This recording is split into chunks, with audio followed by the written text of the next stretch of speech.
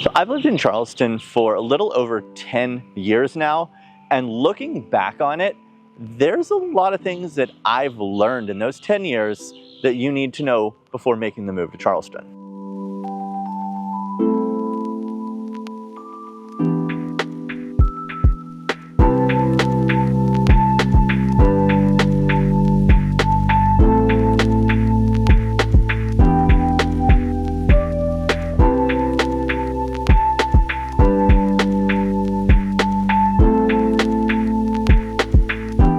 So welcome back to the channel. If you're new here, my name is Bill. I am a local realtor, and I make videos just like this for people just like you that could be looking to move to, from, or around the greater Charleston area.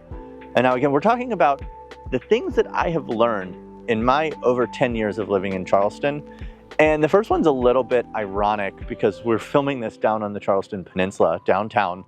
And that is that people that move here don't come downtown as often as they think they will before they move. When I first moved to Charleston, I thought that we would be downtown enjoying everything that Charleston has to offer every weekend. And the fact is, we really only come down here for special occasions, for birthdays, anniversaries, or just a random day to get out and do something a little different, or when people come and visit us. One of the reasons is parking and driving downtown can be kind of a pain, so unless you have a specific purpose to come down here, most people don't spend time downtown because there's great things to do in all of the suburban areas where most of the people live. And speaking of tourists, while we do have a lot of tourists around the area, they don't really affect your daily life as much as you're going to think they do.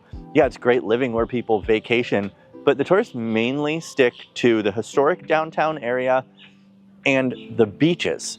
So in your day-to-day life, they're not spending time in Goose Creek or Ladson or James Island as much as they are in downtown and on the beaches. Now, that doesn't say that the traffic doesn't get a little bit worse on the weekends, especially if you're going to the beach, because that's when the rental turnovers are on Saturdays and Sundays. So traffic to and from can get a little dicey then, but otherwise, you don't really affect it that much. Next thing is something I actually learned before I moved here, and that is you need to pick your favorite beach and be ready to defend it. Now, the three main beaches, you have Folly Beach, Isle of Palms, and Sullivan's Island. And everyone who lives here has their favorite beach that they go to, and it's pretty hard to get them away from that beach to come to your favorite beach. So let us know down in the comments which is your favorite beach and why it's Folly. With being a very touristy town comes great food. And a lot of people think that you need to come downtown to get some amazing food. And yes, while most of the top restaurants that you hear about and read about are in downtown Charleston on the peninsula, you can have amazing food, sometimes by these same chef owners in the other areas. If you're up in Somerville, be sure to go into Nexton Square because there's actually restaurants from downtown Charleston that are opening up second locations up there, and everywhere you go, there's just great food. Another thing I learned is people complain about the traffic a lot, and while the traffic is pretty bad for the size of our city, not quite as bad as people make it out to be, you do need to account for an extra 10 to 15 minutes of travel time wherever you're going, especially if you need to go over a bridge. For example, the other day, I had an appointment in Mount Pleasant leaving from James Island. When I looked at my GPS, it told me it was going to take me 25 minutes to get there. By the time it was time for me to leave, which was 20 minutes later, that time had already jumped to 45 minutes. So I was late for that appointment. So another thing I've learned is when you combine the beaches and the traffic, it means that beach days need to start early. And this is because the beaches have one lane to and one lane from each beach. So the longer you wait, the longer traffic is going to back up. So if you're planning on going to the beach and you don't want to sit in a lot of traffic to get there, go ahead and plan on getting there early. And a pro tip is that all of the beaches are public. So for us, when we go down to Folly Beach, instead of parking right there and paying for parking right at the pier where everybody is, we go down about 7, 8, or 9 blocks, park on this side of the road, and walk down to the beach where we have to deal with less people and the kids have more free reign over the beach. But if you do want to get down to the beach and have access to facilities and stuff like that, then a Charleston County Park Pass is an absolute must-have. Not only is it going to get you into all of the Charleston County parks, but it's also going to get you into the parks that are on the beach to be able to park for free. And that includes Isle of Palms, the Folly Beach County Park, and Beach Walker on Kiowa. And another pro tip, speaking of annual passes, if you have kids, even if you don't, get an annual pass to the aquarium.